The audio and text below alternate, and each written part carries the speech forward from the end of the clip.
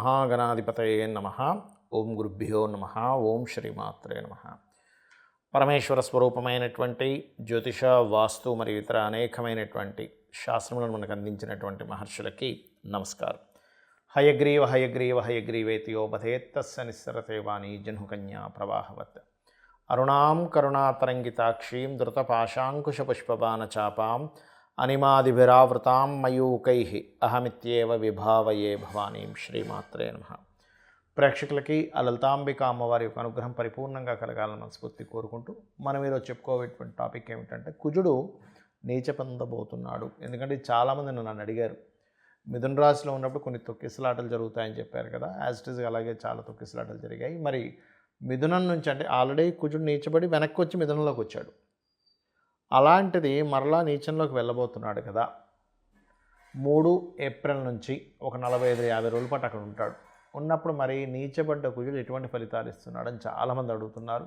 కాబట్టి దాని మీద నేను వీడియో చేయబోతున్నా. ముందుగానే ఎందుకు చెప్తున్నానంటే ముందుగానే కొన్ని ప్లానింగ్స్ చేసుకుంటారు.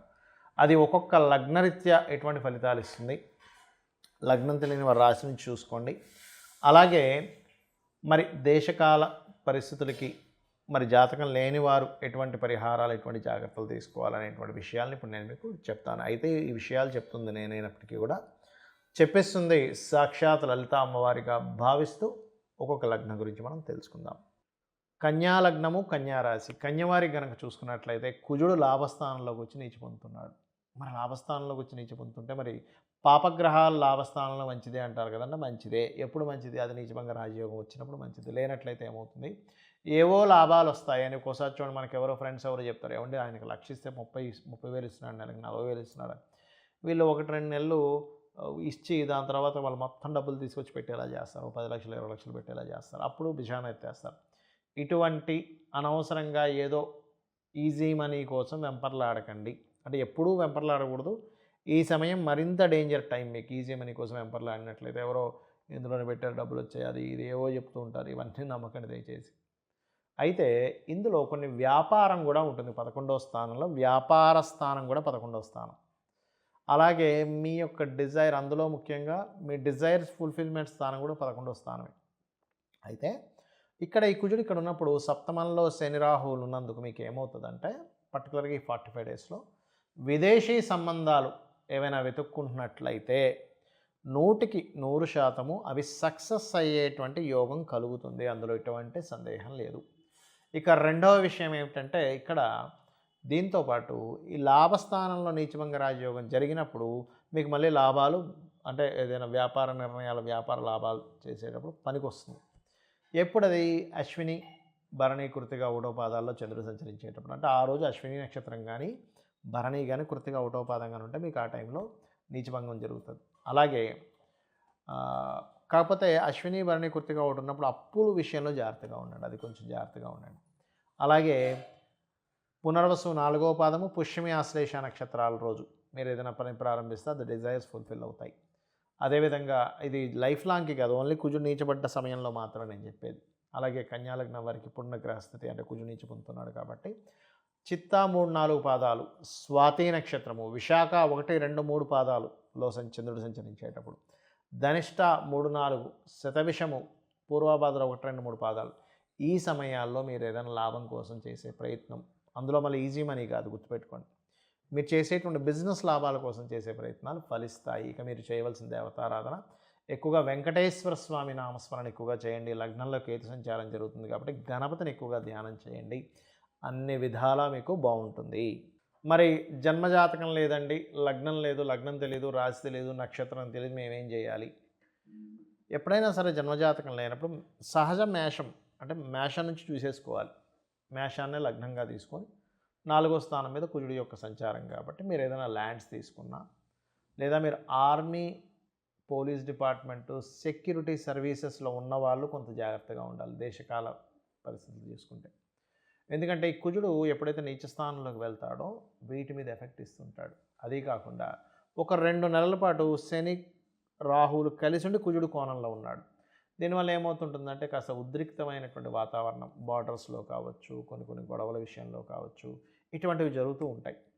అలా కాకుండా మరొక విషయం ఏంటంటే ఇక్కడ దీంతోపాటు ఏప్రిల్ మాసంలో కొంత పంచగ్రహ కూటమి షష్టగ్రహ కూటమి కూడా మనకి 12వ స్థానంలో జరుగుతుంది. దానివల్ల కొంతమందికి విదేశీ యోగాలు ఉన్న వాళ్ళకి విదేశీ యోగాలు, రకరకాల యోగాలు ఉన్న వాళ్ళకి రకరకాలు జరుగుతాయి పర్సనల్ చార్ట్లో. కానీ మీకు పర్సనల్ చార్ట్ లేదు అనుకునేటువంటి వారు ప్రధానంగా మీరు తీసుకోవాల్సింది భూములు, గొడవలు, అన్నదమ్ములతో వచ్చేటువంటి వివాదాలు వస్తాయి అనుకునేటువంటి విషయాల పట్ల కాస్త మీరు జాగ్రత్త వహించండి. అలాగే మరొక విషయం ఏంటంటే ఇక్కడ ఈ భూముల్లో ఒక్కోసారి తెలియకుండానే దోషం ఉంటుంది. అంటే ల్యాండ్ కట్ అవ్వడం కానీ పెరగడం కానీ అలాంటి వాటికి కన్స్ట్రక్షన్ స్టార్ట్ చేయడం అలాంటివి చేయకండి. ఎందుకంటే భూమికి సంబంధించిన కారకుడు కుజ అంటే భూమికి పుత్రుడు, భూపుత్రుడు అంటారు కుజుడిని. అప్పుడు ఏమవుతుంది, భూ సంబంధించిన మనం ఏదైనా దోష సంబంధించిన ప్రారంభించినప్పుడు ఇబ్బంది ఇస్తుంది. అలాగే కొన్ని మెషినరీస్ కొంటుంటారు కొంతమంది, మెషినరీస్ రిలేటెడ్ సంబంధించిన విషయంలో ఇబ్బందులు రావడం ఇట్లాంటివి ఏర్పడుతుంటాయి. ఆ కారణంగా ఒక దేశానికి ఇంకో దేశానికి ఏదైనా ఇబ్బందులు రావడం అంటే దేశపరంగా తీసుకుంటే అట్లాంటివి వస్తూ ఉంటాయి. అదేవిధంగా మంచి ఎండాకాలంలో విపరీతమైన వర్షం పడడం, ఎందుకంటే కుజుడు నీచంలో ఉన్నాడుగా జలరాశుల్లో. ఏమవుద్ది, మంచి ఎండ ఉంది, అబ్బా ఇంత ఎండ ఉంది ఏంటి అనుకునేసరికి సడన్గా మేఘాలు వచ్చేసి సడన్గా వర్షాలు పడడం ఇట్లాంటివన్నీ జరుగుతూ ఉంటాయి. అయితే ఇక్కడ ఒకటే గుర్తుపెట్టుకోండి, మీరు ఎవరైనా సరే మీకు జన్మజాతకం తెలిసినా తెలియకపోయినా ఒకటే గుర్తుపెట్టుకోండి, నవగ్రహాల్లో కుజగ్రహం దగ్గర దీపారాధన చేయడము పాయింట్ నెంబర్ 1. రెండవది ఆంజనేయ స్వామి కానీ నరసింహస్వామి కానీ లేదా స్కందుడు సుబ్రహ్మణ్యేశ్వర స్వామి ఆరాధన కానీ లేదా ఇంట్లోనే కూర్చొని చక్కగా కుంకుమతో అమ్మవారిని అర్చించడం, ఒక్కొక్క నామంతో శ్రీమాత, శ్రీ మహారాజ్ని, శ్రీమత్ సింహాసనేశ్వరి అనుకుంటూ లలితాసహస్రనామాలతో చేయొచ్చు. లేదు ఇవేమీ నాకు రావనుకుంటే కేవలం శ్రీమాత్రే నమః అనే నామస్మరణతో కూడా చేసుకోవచ్చు. మనకి శాస్త్రాల్లో మనం చూడండి, చాలామంది అన్నం తినేటప్పుడు ఒక మంత్రం ఉంటుంది, లేకపోతే మనం ఎక్కడ బయలుదేరేటప్పుడు ఒక మంత్రం ఉంటుంది అంటుంటారు. కానీ శ్రీమాత్రే నమః అనే మంత్రాన్ని మీరు నామాన్ని మీరు ఒక్క 7 సార్లు చేసి మీరు ఏదైనా ప్రారంభిస్తే కూడా దానికి ఇబ్బంది అనేటువంటిది ఉండదు. ఒక ప్రయాణంకి వెళ్తున్నారు శ్రీమాత్రే నమః, అన్నం తింటున్నారు శ్రీమాత్రే నమః అని 7 సార్లు అనుకోండి. ఏదైనా సరే ఒక పని ప్రారంభిస్తున్నారు లేదా ఒక సంతకం పెడుతున్నారు శ్రీమాత్రే నమః అని 7 సార్లు అనుకోండి. ఖచ్చితంగా ఆ పని వల్ల మీకు కలిగేటువంటి ఇబ్బంది ఎక్కడా కూడా ఉండదు, గుర్తుపెట్టుకోండి. అలాగే కాస్త యువకులు ముఖ్యంగా, ఎందుకంటే కుజుడు యువకులకు కారకుడు, గుర్తుపెట్టుకోండి. యువకులకి, భూములకి, అదేవిధంగా కాస్త ఆయుధాలకి వీటికి కారకుడు అనమాట కుజుడు. కాబట్టి ఏమవుతుంటుంది, ఇట్లాంటి విషయాల్లో స్ట్రెస్ కావచ్చు, తొందరపాటు ఇవి కావచ్చు, ఇట్లాంటివి జరుగుతుంటాయి. కాబట్టి ఈ యొక్క అంశాల్లో చాలా చాలా చాలా కేర్గా ఉండాలి. అలాగే కొన్ని ఎర్ర భూములు ఉంటాయి, ఎర్రగా ఉండేటువంటి రెడ్ సాయిల్స్ అంటూ ఉంటారు. రెడ్ సాయిల్స్ కొన్నిసార్లు ఈ కుజుడు నీచపడ్డప్పుడు ఏమవుతుందంటే జంతువులకి ఇబ్బంది అండి.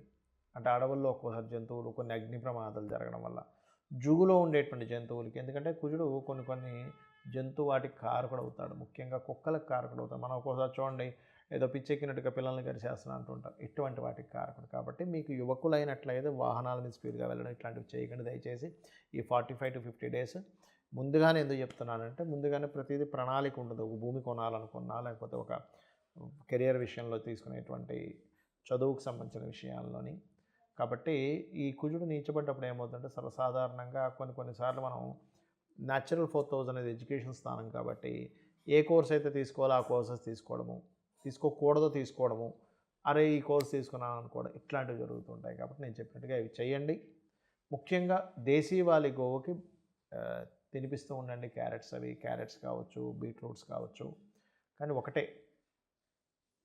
అర్థం చేసుకోండి, ఏంటంటే ఈ సమయంలో ఉద్రేకమైనటువంటి నిర్ణయాలు, ఆలోచనలు చేయకూడదు. శ్రీమాత్రే నమః.